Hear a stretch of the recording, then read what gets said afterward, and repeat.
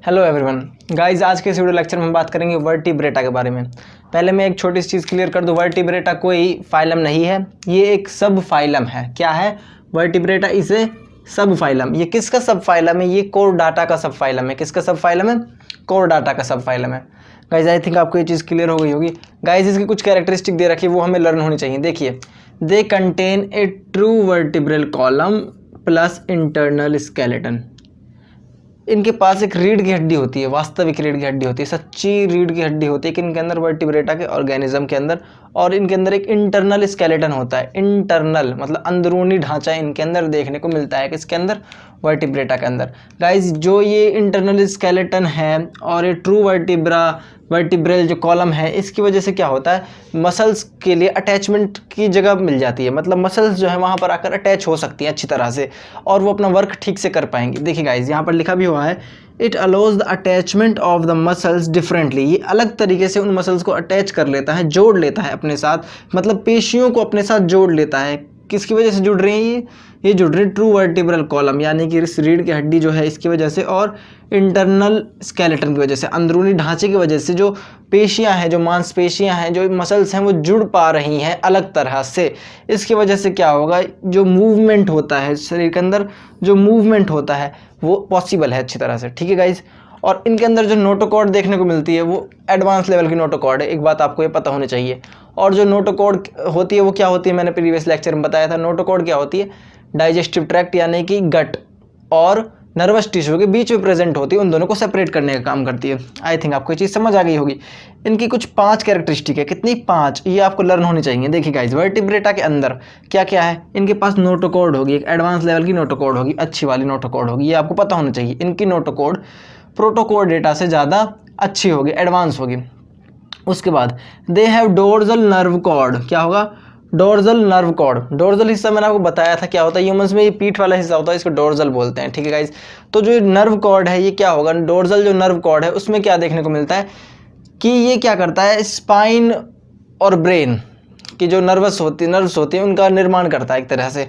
अभी आप ऐसे समझें, पर आपको ये याद होना चाहिए कि इनके पास क्या होता है, डोर्सल नर्व कॉर्ड। क्या होती है इनके पास? Dorsal nerve cord. ये बात आपको पता होनी चाहिए। ठीक है गाइज, ह्यूमंस का पीछे देखिए गाइज क्या होता है, ये जो ह्यूमंस की पीठ है, मान लीजिए ह्यूमंस की पीठ है, ये रीढ़ की हड्डी है, तो ये कौन सा हिस्सा हो गया, यहाँ पे स्पाइन जाती है। आपको पता होगा स्पाइन जो है अंदरूनी हिस्सा है, इसके अंदर नर्व्स होती है बहुत सारी। ठीक है, तो ये कहाँ पर प्रेजेंट है? डोर्सल साइड पर प्रेजेंट है। किसके? एनिमल्स के। तो इसलिए इसको बोल दिया कि they have a dorsal nerve cord. किसके पास डोर्सल नर्व कॉर्ड होगी? वर्टिब्रेटा के पास क्या होगी? रीढ़ की हड्डी होगी, और कहाँ पर होगी? डोर्सल साइड पर होगी। ठीक है गाइज, और ये कैसी होगी? खोखली होगी। ये इंपॉर्टेंट है। कैसी होगी? खोखली होगी, हॉलो होगी। जो डोर्सल नर्व कॉर्ड है ये कैसी होगी? हॉलो होगी। ये इंपॉर्टेंट चीज़ है। ठीक है गाइज, उसके बाद ये कैसे हैं? ट्रिप्लोब्लास्टिक। ट्रिप्लोब्लास्टिक यानी त्रिकोर के, और इनके पास क्या है? गुहिका। ये सीलोमेट भी हैं, ये सीलोमेट भी हैं। और इनके पास क्या देखने को मिलते हैं? गिल पाउचेस देखने को मिलते हैं। क्या देखने को मिलते हैं? गिल पाउचेस। ये इनकी कैरेक्टरिस्टिक है। किसकी? वर्टिब्रेटा के ऑर्गेनिज्म की। गिल पाउचेस क्या होते हैं गाइज, ये आपको जानना ज़्यादा जरूरी नहीं है। आप इतना समझिए कि इनके पास सिर्फ गिल पाउचेस होते हैं, मतलब इनके पास गिल पाउचेस होते हैं। इसकी डिटेल में जाने का कोई फ़ायदा नहीं है। तो वर्टिब्रेटा के अंदर क्या देखने को मिलता है? गिल पाउचेस देखने को मिलते हैं। ठीक है गाइज, गिल पाउचेस किसके अंदर देखने को मिलते हैं? वर्टिब्रेटा के ऑर्गेनिज्म के अंदर। एक बार दोबारा रिवीजन करा देता हूँ। इनके पास ट्रू वर्टिब्रल कॉलम होगी और इंटरनल स्केलेटन होगा, वास्तविक रीढ़ की हड्डी होगी और अंदरूनी ढांचा होगा, जिसकी वजह से जो मूवमेंट है, चलना डुलना है शरीर का, वो आसान हो चुका है। ठीक है गाइज, उसके बाद दे हैव नोटोकॉर्ड। इनके पास नोटोकॉर्ड है, और ये थोड़ी एडवांस लेवल की नोटोकॉर्ड है। ठीक है गाइज, कैसी है? एडवांस लेवल की नोटोकॉर्ड है। अब ये नोटोकॉर्ड क्या होती है मैंने कई बार आपको बता दिया, दोबारा बता देता हूँ। गट और नर्वस टिश्यू को जो अलग करे उसको बोलते हैं नोटोकॉर्ड। गट क्या होता है? डाइजेस्टिव ट्रैक्ट, पाचन तंत्र, और तंत्रिका जो ऊतक है उसके बीच में जो प्रेजेंट होता है उसको बोलते हैं नोटोकॉर्ड। पृष्ठदंड बोलते हैं इसको हिंदी में। They have dorsal nervous cord. ठीक है, डोर्सल साइड पर प्रेजेंट होगी, मैंने बता दी, यहाँ पर प्रेजेंट होगी डोर्सल साइड पर। और बाद में क्या करेगी? स्पाइन के अंदर जो नर्व्स होती है उसका, और ब्रेन के अंदर जो नर्व्स होते हैं उसका एक तरीके से निर्माण करेगी। और एक कौन सी लेयर से निकल कर आता है? ये नोटोकॉर्ड। देखिएगा ये इंपॉर्टेंट, नोटोकॉर्ड कहाँ से आया? ये आया। ठीक है गाइज, ये आपको याद होना चाहिए। नोटोकॉर्ड कहाँ से अराइज हुआ? नोटोकॉर्ड अराइज हुआ। उसके बाद ये कैसे? ट्रिप्लोब्लास्टिक है। इनके पास पेयर्ड गिल पाउचेज हैं। गिल पाउचेज हैं। क्या है? गिल पाउचेज हैं। और ये कैसे सीलोमेट। आई थिंक गाइज आपको क्लियर हो गया होगा। इसके बाद हम कुछ इंपॉर्टेंट चीज़ पढ़ते हैं। इनकी 5 क्लासेज हैं। क्या इनकी 5 क्लासेज है, उनके बारे में थोड़ा भी पढ़ेंगे गाइज। जल्दी जल्दी इस चैप्टर को ख़त्म करने की कोशिश करते हैं। चलिए गाइज आगे बढ़ते हैं। तो चलिए गाइज अब हम आगे बढ़ते हैं और हम वर्टिब्रेटा की कुछ क्लासेस पढ़ लेते हैं। इसके अंदर 5 क्लासेस है। कितनी क्लासेस है? 5 क्लासेस। तो 5 जो क्लासेस है इनके बारे में हम थोड़ा सा एक डिटेल ओवरव्यू ले लेते हैं, ठीक है। ये पहली बात तो आपको सीरियल में याद होनी चाहिए, ठीक है। फर्स्ट है पाइसिस, दूसरा एम्फीबिया, तीसरा रेप्टिलिया, चौथा एव्स और 5वां मैमेलिया।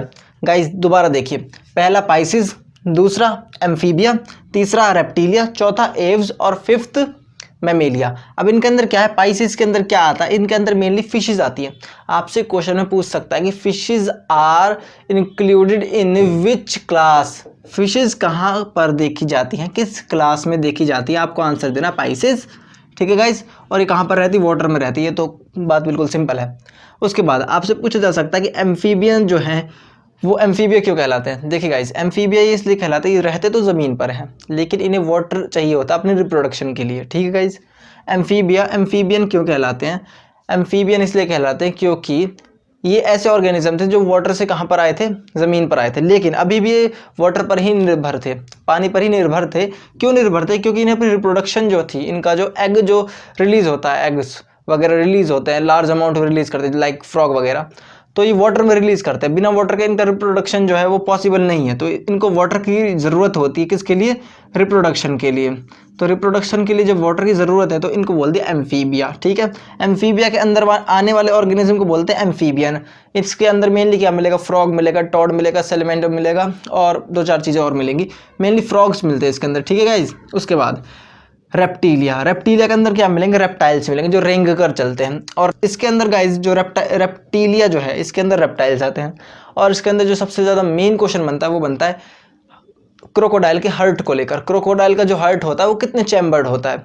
रेप्टाइल्स के अंदर सारे जो ऑर्गेनिज्म होंगे उनका जो हर्ट है वो 3 चैम्बर्ड है, लेकिन जो मगरमच्छ है, जो मगरमच्छ को क्या बोलते हैं? क्रोकोडाइल का जो हर्ट है वो 4 चैम्बर्ड है। ये एक क्वेश्चन जो है इंपॉर्टेंट है। मगरमच्छ का जो हार्ट है वो 4 चैम्बर्ड है और ये क्वेश्चन बहुत ज़्यादा इंपॉर्टेंट है, इसको नोट कर लीजिए। उसके बाद 4th नंबर पर आता है एव्स। एव्स क्या होते हैं? बर्ड्स, ठीक है, पक्षियाँ। आपको समझ आ गया होगा।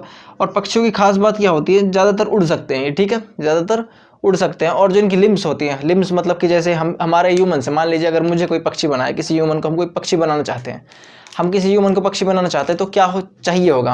हमें पंख चाहिए होंगे, फेदर चाहिए होंगे, लेकिन एक एक्स्ट्रा चीज़ हमें चाहिए होगी, क्या?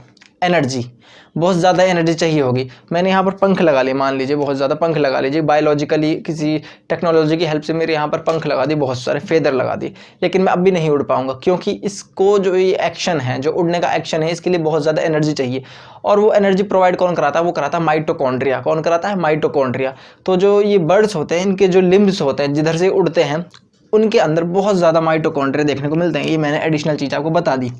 उसके बाद मैमेलिया, 5th नंबर पर जो है मैमेलिया, ये कैसे ऑर्गेनिज्म है? इनके अंदर मेमोरी ग्लैंड्स देखने को मिलते हैं। ये यंग वंस को क्या करते हैं? जन्म देते हैं, ठीक है गाइज। इनके अंदर मतलब कि जो दुग्ध वाले ग्रंथियाँ इनके अंदर होती हैं, किनके अंदर? मैमेलिया के अंदर। आई थिंक आपको एक क्लियर हो गया होगा गाइज। चलिए तब तक के लिए आप अपना ध्यान रखिए, हो सके तो घर पर ही मास्क का प्रॉपर यूज़ करें और सैनिटाइजर का भी प्रॉपर यूज़ करते रहिए। Take care, bye.